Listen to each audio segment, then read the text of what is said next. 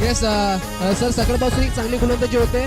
रितेश आता गोलंदाज झालाय, चांगली गोलंदाजी करतायत. येस 7 चेंडू 9 ची गरज. पहिला बॉल समोरच्या दिशेने डाऊन दी रोड खेळलाय. पुढचा बॉल. 5 चेंडू 5 चेंडूचा गरज असताना आपण पाहतोय ऑन साइडला स्टेअर केला, त्या ठिकाणी फील्डर धावत येतोय. एक धाव तर कम्प्लीट केली, दुसरीचा प्रयत्न पण नाही. येस या बॉल कडे आपण जाऊया. रितेशचा हा बॉल हवेमध्ये, फील्डर त्या ठिकाणी आहे. झेल पकडेल का?